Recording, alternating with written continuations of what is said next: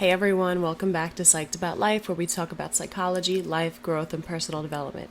Today's video is all about rumination and how to differentiate it from emotional processing or worrying. It's a little bit different than making sense of something. It has negative effects on the mind and the body.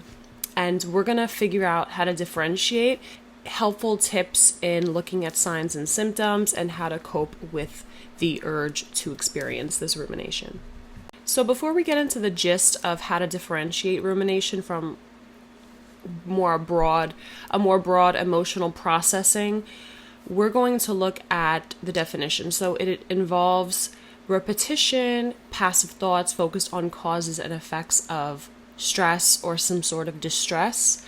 It's also associated with many negative effects on the mind and body, like I mentioned. And it also causes additional problems. And that's why rumination is very important to identify, because when we know the difference of trying to problem solve something and rumination, it helps us be proactive in our thought process and how to have a more positive outlook on figuring out our stress and how to cope with stress. So really it's like how to cope with problems. Some people tend to ruminate over their thoughts and actions, and then other people kind of problem solve and then get quick to the coping strategies. So that's exactly what we're going to get into next, some signs of rumination. So what to look out for and how it's different from productive emotional processing and problem solving. Rumination tends to have a more negative bent because it includes thought patterns that are usually pessimistic or negative, as well as cognitive distortions and focusing more on the negative of the situation. So even if you're dealing with something that stressed you out or was in fact negative, rumination kind of twists it a little bit and distorts it to a more negative overall view. So it makes you feel more negative and have a more negative view on the situation or problem at hand. And that's why essentially it can be such a negative thing to ruminate. Some signs of rumination include, but are not limited to, focusing on a problem for more than a few idle minutes. Also feeling worse than you started out feeling, getting stuck in that mindset. No movement toward accepting and moving on. For example, let's say that we are really torn about not getting the job we wanted and are having a hard time finding a job.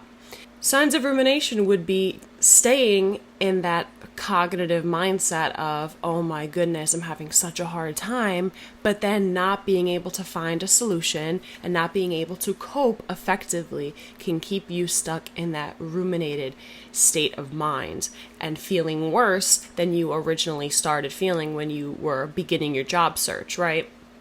Which is totally normal, but we want to improve our state of minds. We want to improve in a more positive direction. So that's why realizing these signs can help us overcome this feeling. And where rumination stems from, now it may not apply to everyone, but it's wanting to be happy, wanting us to focus on positive thoughts, but failing to accept whatever we are given and whatever the reality is around us, and not being able to let that go and move on, right? So then you get stuck, quote unquote, and ruminate over the situation and focus so hard on the problems. Meanwhile, there could be an alternative strategy to take or other ways to cope with this feeling. And now we're just going to briefly look over the difference between rumination and emotional processing. So for example, rumination would often lead to self-blame, guilt, shame. Emotional processing on the alternative side would lead to produce solutions and see in a different perspective and help people look for the positive in any given situation or problem. And then rumination could also, on the other hand, the flip side, lead to blaming others, focus on the negative, and produce no solutions, right? So we want to get to that emotional processing. We don't want to stay in that rumination period, okay?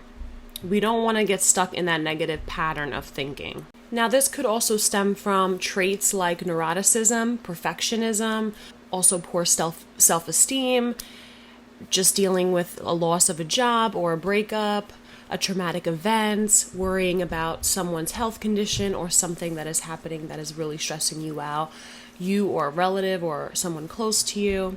And there are mental conditions that can cause rumination or worsen it. So cause and effect, we have anxiety, depression, eating disorders, OCD, PTSD. But I just want to mention that it's not easy. It's very difficult to completely stop rumination, especially if you don't recognize it for what it is in the beginning. Letting go of stress and dealing with the negative emotions is one way. So you can try by meditating and relieving those feelings of stress and redirect those negative thoughts to a more positive thought pattern. You can also distract yourself. You can get your thoughts moving in a more positive, stress-free direction. Call a friend, watch a movie, do something like feel good, like read a book, go for a walk, puzzles, whatever. I myself won't lean towards a puzzle. I would probably call a friend, maybe spend time with my family, go walk my dogs. You can engage in exercise, right? That's a way to distract yourself. You can go outside, get some fresh air, fresh sunlight, and expose yourself to nature. I know nature has a lot of positive effects, and if you've watched my earlier videos, you'll probably already know some of the effects of being out in nature. And just cultivate that social support, because we are social beings and we need that in our lives. Having connections can help us form a more positive thought pattern and see from other perspectives, as well as distract you so that you're not focusing on those negative thoughts.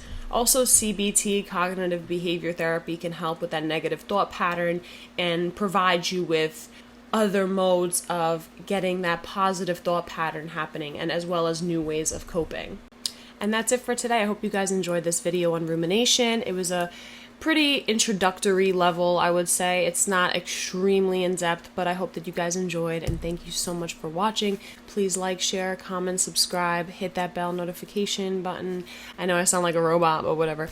I appreciate you guys coming to my channel. It means a lot to me. I really enjoy making this content, and it gives me something to look forward to also.